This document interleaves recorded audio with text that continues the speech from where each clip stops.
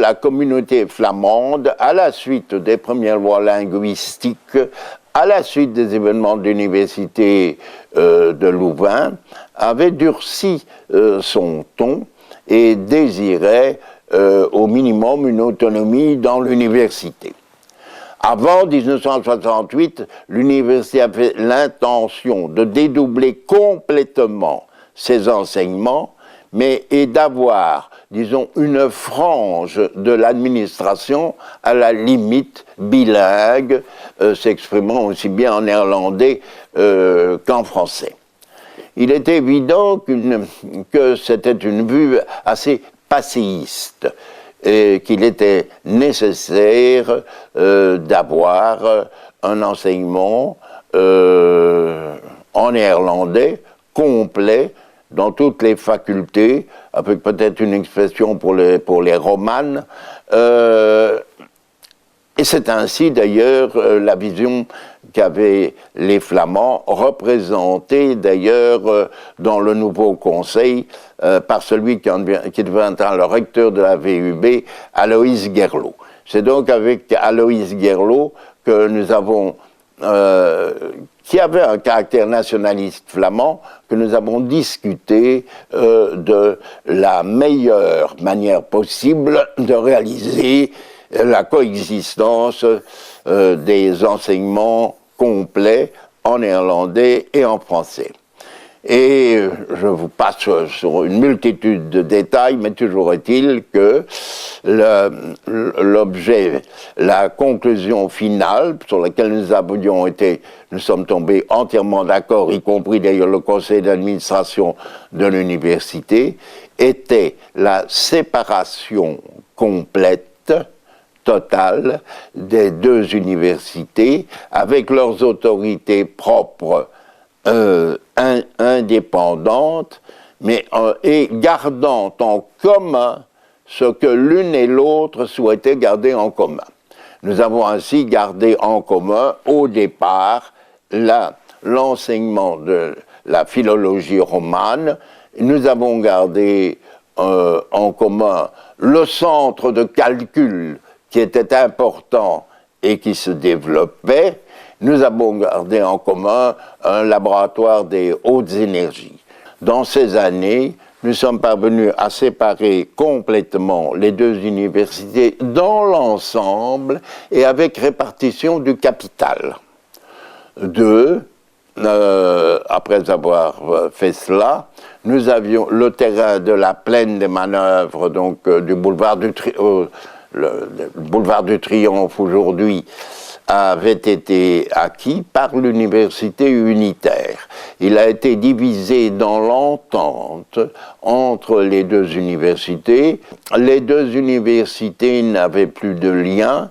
Il fallait encore adapter la loi à la reconnaissance de ce fait. Ainsi fut fait, et nous avons beaucoup travaillé à la loi de 1970, qui a été beaucoup décrite sur les universités et leur financement. Cette loi a été beaucoup décriée, mais elle a réalisé quelque chose qui n'avait jamais existé en Belgique, c'est-à-dire que les universités de l'État et les universités libres, c'est-à-dire aussi bien Louvain que Bruxelles, étaient traitées du point de vue des subsides sur pied d'égalité et sur la base de critères objectifs et avec d'ailleurs des perspectives d'adaptation qui étaient elles-mêmes déterminées. La loi a été décriée parce qu'elle a été mal utilisée par les pouvoirs publics qui n'ont pas réalisé effectivement les taux de croissance du budget qui étaient prévus, mal utilisée par les universités car elles se sont fait la concurrence du nombre des étudiants. Et cela a conduit à une sorte de déviation de l'utilisation de la loi. Mais toujours est-il que pour la première fois, les universités belges étaient traitées sur pied d'égalité et en second lieu, la base du financement était des critères objectifs. Eh bien, cela, c'était un progrès extraordinaire. En outre, les deux universités, la VUB et l'ULB, ont gardé la même philosophie de base, et aujourd'hui, sans aucun lien, il y a entre elles des rapports scientifiques et des rapports, des comparaisons du point de vue administratif qui sont les meilleurs possibles.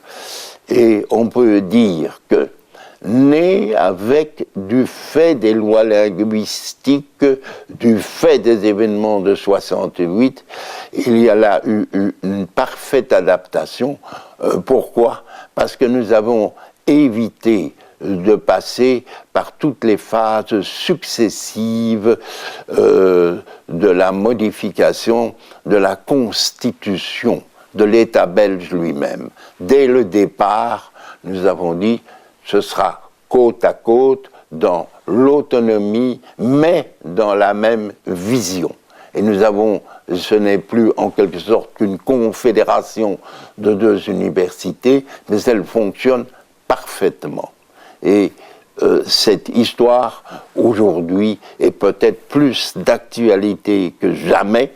J'ai toujours gardé des rapports excellents avec le recteur Guerlot, et d'ailleurs, par la suite, ce fut reconnu par la vraie université de Bruxelles, puisque j'en suis devenu docteur honoris causa.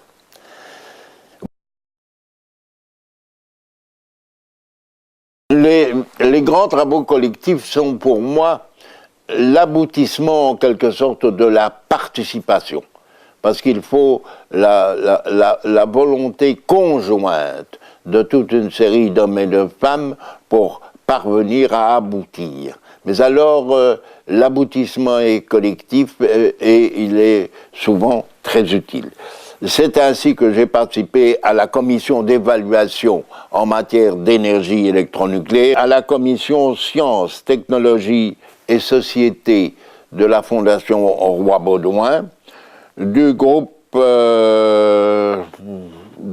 groupe du commissariat royal à la réforme des établissements de l'État, le groupe relatif au patrimoine, enfin à la commission de l'Académie qui a créé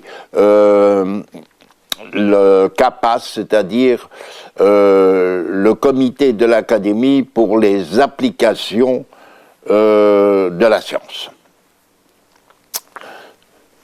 Tout a eu des conséquences. J'en ai parlé pour la commission d'évaluation en matière électronucléaire.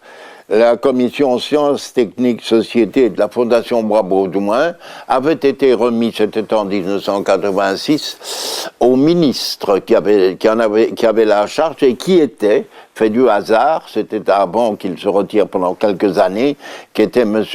Guy Verhofstadt, et de tous les rapports, de toutes les conclusions qui au fond sont restées très actuelles et n'ont pas été réalisées, de toutes les conclusions, il est tout de même né les pôles d'attraction interuniversitaires qui sont extrêmement importants puisque c'est le seul lien qui reste possible entre les universités des deux communautés belges, c'est-à-dire les communautés flamandes et la communauté française de Belgique.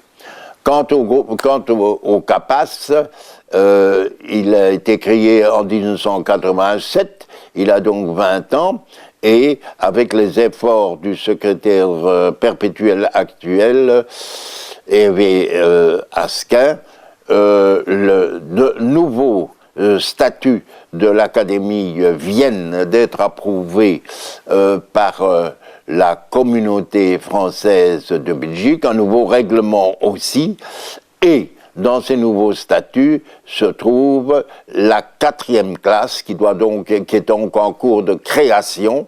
La 4e classe devant remplacer en quelque sorte, être en succession en tout cas du CAPAS, puisque son objet est relatif à la technologie, mais la technologie aussi dans ses rapports avec la société. Les deux objets sont intéressants et nous sommes en plein travail pour la 4e classe existe maintenant, vu que les nouveaux statuts sont approuvés, et par l'Académie et par le ministère. Elle est en cours de création, et ce sera un travail très passionnant. Mais je voulais insister sur l'importance finalement des travaux collectifs. Ils sont délicats à mener, surtout à présider, parce qu'il faut avoir une volonté d'aboutissement, mais aussi une volonté de compréhension de la vie des autres et d'aboutissement à des solutions qui n'ont rien à voir avec celles que vous désirez personnellement, mais avec des solutions que vous sentez être celles qui ressortent en quelque sorte de la majorité des opinions. Si bien que ce fut un travail très passionnant, et nous sommes avec la 4e classe dans la pleine actualité.